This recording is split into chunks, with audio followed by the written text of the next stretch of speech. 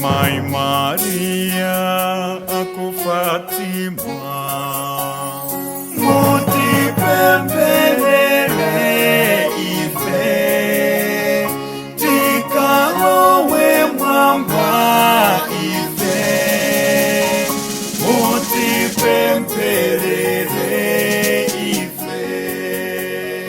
Mai Maria. Moni habari ndi alongo okondeka konse kumene tili. Tilandiranenso pano patiyankhule na Ambuye lero ndi lachisanu pa 13 May 2022. 13 May timachita chaka cha Amai Maria aku Fatima, Our Lady of Fatima. Mawu athu alero, mawu oyamba, ntchito za atumwi mutu 13 ndime 26 kulekeza 33. Amene akutiwerengera mawu oyamba ndi Mayi Patricia Chirambo a wamama wa Chitemwano kuchokera ku St. Benedicta Parish, Chiwavi, mu Diocese ya Mzuzu. Uthenga wabwino Yohane mutu 14 ndime yoyamba kulekeza 6. Ndipo amene akutiwerengera mthenga wabwino komanso kutigawira mawu ndi Father Augustine Kaliu kuchokera ku St. Matthias Parish, Lumbadzi, mu Archdiocese ya Lilongwe. Mawu a malembo oyera. Mawu a m'buku la ntchito za atumwi. Ntchito za atumwi mutu 13 ndime ya 26 mpaka 33. Ine abale, zizukulu za Abrahamu, ndiyena nonse omuopa Mulungu.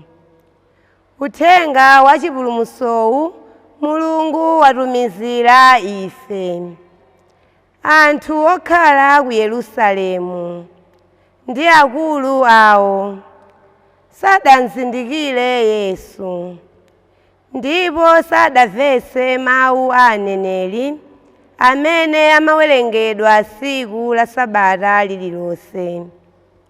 Komabe pomuzenga mlandu Yesuyo kuti aphedwe, adachitadi zimene aneneri adaneneratu, ngakhale sadampeze konse chifukwa chomuphera. Komabe adapempha Pilato kuti Yesuyo aphedwe. Ndipo atachita zonse zimene zinalembedwa za iye, adansisapo pa mtanda paja namuyika m'manda.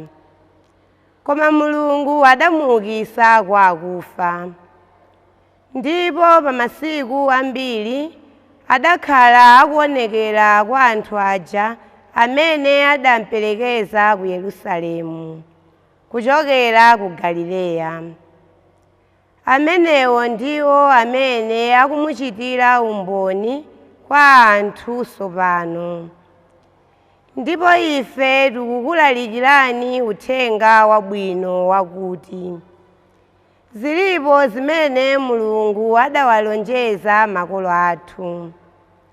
Tsono zimene adalonjezazo iye watichitire ifeyo, zidzukulu zawo, pakuukitsa Yesu kwa akufa, monganso mudalembedwera m'Masalimo lachiwiri kuti iwe ndiwe mwana wanga, ine lero ndakubala.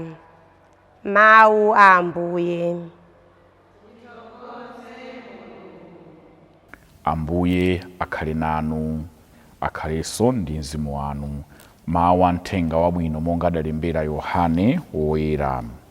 Ulemu kwa inu Ambuye. Yesu adauza ophunzira akewo kuti mtima wanu usavutike, khulupirirani Mulungu, khulupirirani inenso. M'nyumba mwa Atate anga muli malo ambiri okhalamo. Kukadakhala kulibe malo ndikadakuwuzani. Ndikupita kukakukonzerani malo, ndipo ndikapita kukakukonzerani malo ndidzabweranso kudzakutengani, kuti inunso mukakhale kumene kuli ine. Ndipo kumene ndikupita ineko njira yake mukuidziwa. Tomasi adati, Ambuye, sitikudziwa kumene mukupita, nanga njira yake tingayidziwe bwanji? Yesu adamuyankha kuti, ineyo ndine njira, ndine choona, ndiponso moyo. Palibe munthu angafike kwa Atate ngati sadzera mwa ine. Mthenga wa Ambuye. Ulemu kwa inu Ambuye Yesu Khristu.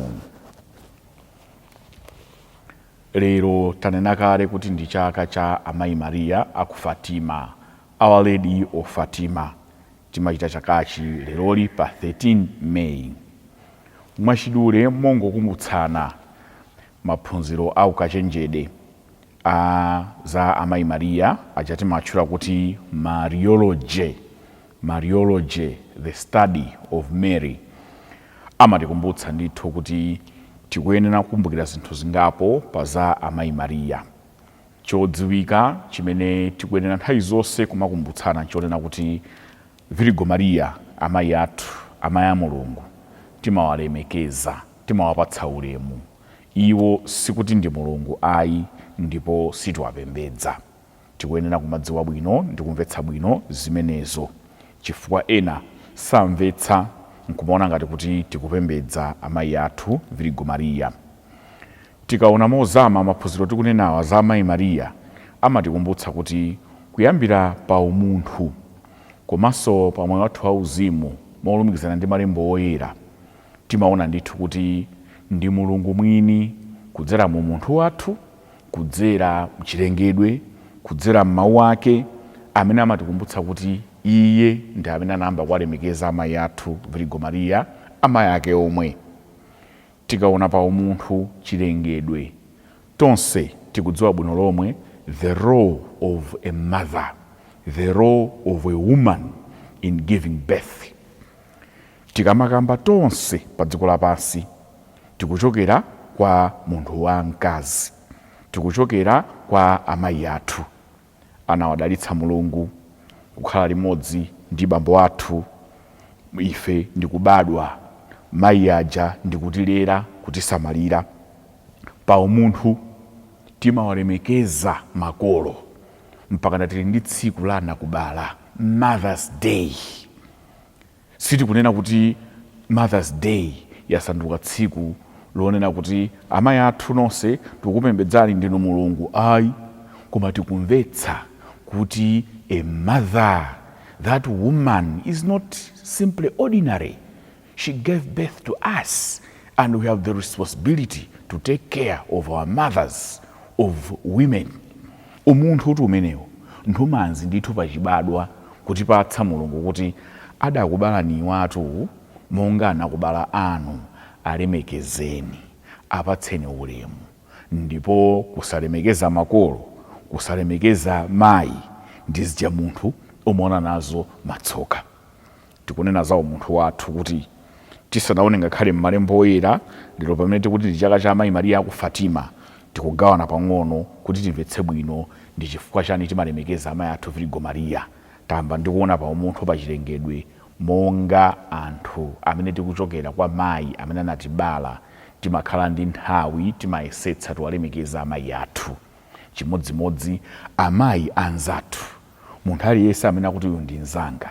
Chimodzimodzi pamene tikuti awa ndi apongozi anga amene ali pa banja, mayi wa mwamuna wake munthu, mayi wa mkazi wake munthu amamulemekezanso, chifukwa akaona onsewo amati ndi amayi anga.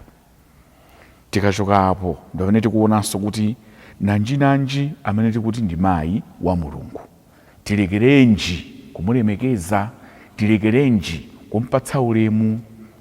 Tikafukula bwino malembo oyera amaonetsa poyera kuti Mulungu mwini ndi amene anayamba kuwalemekeza amayi athu Virgo Maria. Chapter choyamba cha uthenga wa Luka 1 ndime zingapo ndithu pamenepo timuonapo nkhani zikuluzikulu ziwiri.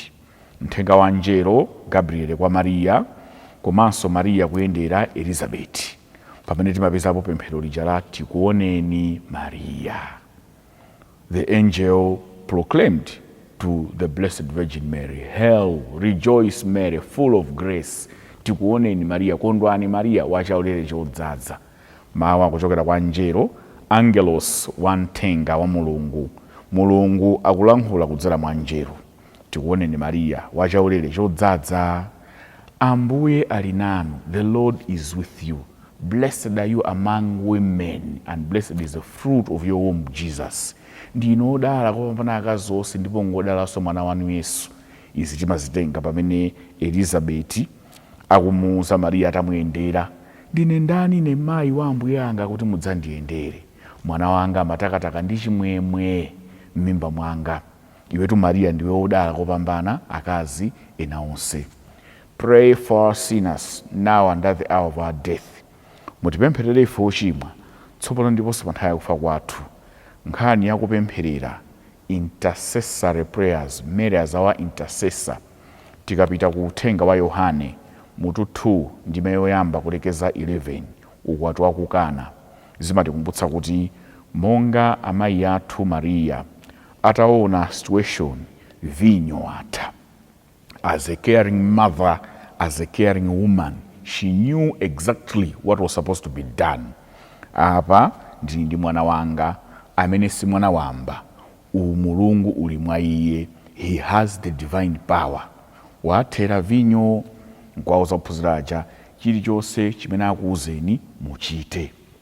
Zinachitika, madzi kusandulika kukhala vinyo. Vinyo ndi chizindikiro cha chimwemwe, mtendere, umodzi pakati pa anthu. Ndipo izi zikatha pakati pathu, tikasowa mtendere, chimwemwe chasowa, ife ndikupemphera molimbika kuti ndi moyo wathu m'banja, ndi moyo wathu musembemu, ndi moyo wathu ku sisteri, ku convent, ndi moyo wathu amene tili patokha, moyo wathu ife ana achinyamata, moyo wathu ku business, moyo wathu ku ulimi, moyo wathu kuchina chilichonse. Pena zinthu sizilephera osayenda bwino, sizilephera zinthu pena vinyo kutha. The wine is gone, the joy, the happiness is gone. Where do we run to? Tikuyenera kuthawira kwa Mulungu mwa uneneri wa amayi athu Virgo Maria, korona yathu manja. Mawu athu a tsiku la lero akutikumbutsa kuti Yesu Khristu ndiye njira yopitira kwa Atate. He is the way, the truth and the life. Ena nkumadabwa, nanga tikunenanso bwanji kuti amayi Mariya atinenere kwa iye chifukwa chakuti Ambuye Yesu ndiye njira? Tikumbutsanenso pamene pakuti tikamanena za intercessory prayers, sizitanthauza kuti intercessor uja walowa malo directly mwakuti yeye wasanduka Yesu, ayi. Nchifukwa tikungomutchera kuti wotinenera. Njira tikuidziwa ife pamene tikupemphera, mapemphero athu amakhala mwa Yesu Khristu. Koma kupanga approach Mulungu mwa Yesu Khristu, amayi Mariya oyera ena onse ndi amene amatithandiziranso kupereka mapemphero athu kwa Mulungu, chifukwa tikaonanso tikabwerera mbuyo moyo wathu wa tsiku ndi tsiku, olodziwe nthawi zina kuti ichichi directly nditenga kwa abambo anga andipatsa chimene ndikufuna, ichi nditenga kwa nzanga uyu, kwa uyu ndikufuna chimene chocho. Timadziwa kuti sindingangopanga nthawi zonse kuti madala nthawi zonse pompopompo ndipatseni chakuti, akulu ndipatseni chakuti. Pena timati kuiwerenga game, timaona kuti izi zitheke ndi auze akuti amuuze uyu, kuti izi zitheke ndi auze akuti amuuze uyu. Tauza amayi athu akamba nawo bambo athu, ife nkulandira zinthu zija. Sizikutanthauza kuti amayi asanduka bambo uja, ayi, koma iwo athandizira kuti zimene ife tikufuna kwa Atate wathuyo tilandire. Kupemphereredwa ndi amayi Mariya, kupemphereredwa ndi oyera ana onse amene timakhulupirira, amene timadziwa kuti Mulungu adawayeretsa, adapatula, sikutanthauza kuti iwo atenga malo a Ambuye Yesu, sizitanthauza kuti iwo atenga malo a Mulungu asanduka Mulungu wina, ayi, koma akutinenera kwa Mulungu. Ndi chifukwa chake ngakhale ataonekera amayi Mariya, ana aja atatu, Lucia dos Santos, Francisco komanso Jacinta, panali pa 13 May 1917, mudzi wina wotchedwa Fatima uko ku Portugal, anauza mwachimvekera amayi Mariya, muzipemphera, pemphererani mtendere pa dziko lapansi, finyani makolona anu, kazipempherani chifukwa dziko lapansi nkhondo ndi zosayamba, pemphererani mtendere. anthu akuchimwa kwambiri, tikuona ndithu muone bwinobwino kuti hell is real. Malo amene ali achionongeko ngoona ndithu anthu ngati satembenuka. N'chifukwa chake pemphero limene limakhudzana ndi tsiku limene lijalo Fatima-Fr timanena ndithu kuti Mulungu atikhululukire machimo athu, apulumutse mizimu, apulumutse mizimu makamaka imene ikusowa chifundo chake mwa Yesu Khristuyo.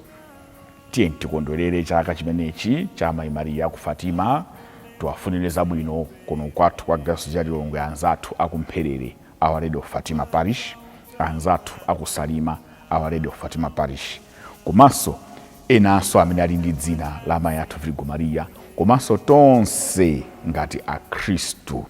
Amayi ndi amayi athu, Amayi Mariya. Ife tilimbike kupemphera nthawi zonse, kumpempha Mulungu atichotse mu ukapolo wa machimo, kuti atipulumutse ku chiwonongeko. Amayi Mariya ku Fatima atipempherere ife. Mayi Mariya aku Fatima, Mayi Mariya aku Fatima.